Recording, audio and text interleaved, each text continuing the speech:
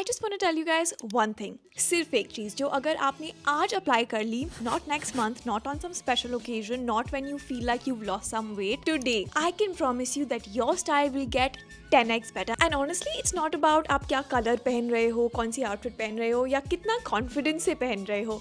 This is something that no Indian fashion creator is talking about. And I can guarantee you by the end of this video, you are never going to shop for yourself the same way again. And अगर ये video देख के आपको थोड़ी सी भी inspiration मिले और you find this video worth your time, please do comment below, like this video, hype this video and hit that subscribe button. Now here's the problem with style advice for Indian women. It's either imported from the Western creators that will probably tell you to have white shirts, blazers and a trench coat in your wardrobe, or a haul video showing you 15 things you need from Myntra, or 3 looks to have for Diwali. Now I'm not trying to be hypocritical here.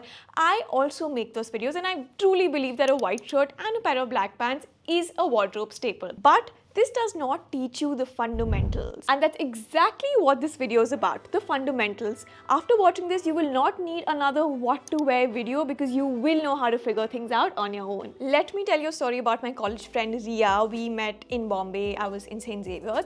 Now, as you guys know that I have been living in rental homes for over a decade, like almost 12 साल से मैं rental पे रहती हूँ. अभी मैं रीवा में हूँ, obviously because I left my Delhi home, and I've always switched my houses every 2 to 3 years. So this one time I was in between houses, so I decided to live with my friend for a little bit till I could find a house, and flat hunting is so frustrating, but I think that's a story for another time.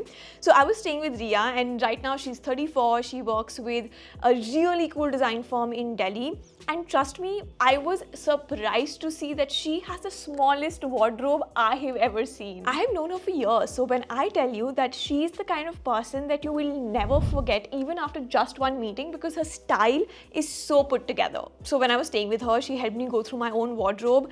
I had about like 47, 48 pieces of clothing in my wardrobe. She just had like 27. So I asked her, what really is your secret? You have such minimal pieces, but your style looks so good. And you won't believe what she said. Like, I was confused. And she said, I don't buy anything that I can't wear in Delhi in the month of May.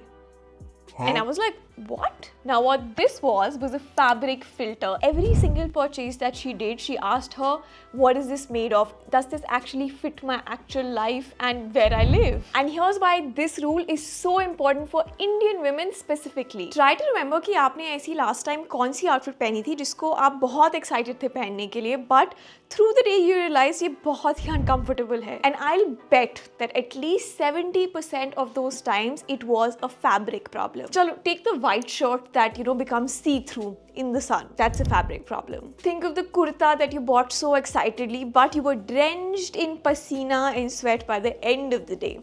Fabric problem. And you see what I'm getting to, right? Indian women के लिए fabric comes first. No matter how pretty of an outfit you have, if the fabric is not right, you will never reach out for it on a day when you're running late. So this is what you need to shortlist for your wardrobe. सबसे पहले cotton. This is the foundation. ये breathable है and works for the 10-month summer in India. It's washable at home. It gets better with every wash. And trust me, good quality cotton is worth spending money on. Secondly, linen. It's slightly more premium, it looks elevated, and I know it wrinkles easily, but it looks intentional. Another fabric is georgette. It drapes very well. It's great for functions and Indian wear. Very breathable and photographs really well. And lastly, khadi. Ab khadi Indian textile hai, so obviously it's perfect for India. When you want a kurta or an outfit to look handmade and intentional, khadi is your answer. Now here's what you completely need to avoid: polyester, because this is a fabric you cannot wear for more than 2 hours. Anything that is dry clean only, unless it's a special occasion wear like your शादी के functions के लिए जो आप खरीदते हो, that can be dry clean only, or any other special occasion. Another thing to avoid is something that only says hand wash cold, because be honest with yourself, ये हमेशा नहीं हो पाएगा, and that piece of clothing is going to get spoiled. Now my friend's filter, of course, is a very simple one, a fabric filter. But once you actually use this as the philosophy to build your wardrobe, it's going to do wonders for you, because you actually need to buy for your actual climate you live in, your real life that you live, or your capacity to actually maintain the clothes that you buy, not something you look at a celebrity wear or something on Pinterest that you see. Once you follow this, everything else just falls into place. Now, I have a question for you. Can you name the fabric of your most loved piece of clothing? Not the brand, not how much it costs, or not when or where you bought it, but the fabric. I have a feeling 80% of you will not be able to answer that, but the fabric is the very reason you love that outfit. I actually want you to go back to your wardrobe, pick your most favorite piece of clothing, come back here and tell me in the comments what the fabric of that piece of clothing is. Now, coming to the part that I think is missing the most from Indian women's style. Now, it's easier for men to figure out their style. It's either rugged, casual or formal, but it's way more complex for Indian women, and it's very important to talk about it. There are 3 Indian women's style archetypes, and I can assure you, you definitely are one of them. The first is the ethnic forward woman. Think of Masaba Gupta. She's someone who's fully committed to Indian aesthetics, prints, the craft, the silhouettes, the colors, and she wears them with complete conviction. Her wardrobe is mostly kurtas, Indian quad sets, lehengas, saris. She kills it at every family function, any cultural event, or a friend's wedding. Her challenge is crossover situations. A work meeting, a date night on a rooftop bar, or a Sunday brunch with her girls, where probably everyone is wearing jeans and a nice pretty top, but she walks in looking like she's going for a mehendi function. She doesn't have anything that sits comfortably between the 2 extremes, which is your ethnic stuff and your Western stuff. And if this is you, the gap is not more ethnic wear. The gap is getting yourself 2 to 3 bridge pieces that help you easily switch from a completely ethnic outfit to a fusion outfit. So say maybe getting a wide leg pair of jeans which have a dark blue wash, or finding yourself a fusion quad set that is not very evidently Indian. And most importantly, shoes that work for both these wardrobes. Slasho in fact has tons of footwear that are perfect for both Indian and Western, and I would highly recommend you check that out. I'm obviously going to link it down below as well. The second archetype is the Western leaning woman. Think Alia Bhatt off duty. She wears tons of jeans, simple tops, has a capsule wardrobe, neutral palette, looks effortlessly put together, kills it on a regular day basis. But her challenge arises during special occasions, a friend's haldi, a friend's wedding, a family function at home, or a puja at home. Because the problem with her is that she either has nothing to wear for that occasion, or that one piece of clothing she has been wearing over and over again for the last 3 years. And I have been guilty of falling under this archetype. So if this is you as well, you don't need more Western pieces. Your gap is a small but solid ethnic section. Maybe 2 or 3 kurta sets in some colors that suit your skin tone, one really good dupatta that can Indianize any of your outfits and elevate your Indian wear game. The thing is, you don't need 20 kurtas, you just need 2 or 3 excellent ones. And the third style archetype is the fusion woman. Think Deepika Padukone, who moves very seamlessly between her ethnic looks and also her Western looks. The problem in this case is that you have 2 separate wardrobes and you look like 2 different people in both these versions. There are no bridge pieces and there is no signature style. So if this is you, what you need are some bridge pieces like a wide leg jeans that you can pair with your kurta. Maybe a linen dress that you can layer for a function or wear just as is for dinner. These bridge pieces are actually what makes a fusion wardrobe work better. I want you to take a moment right here and figure out what your style archetype is, because all your shopping really depends on this answer.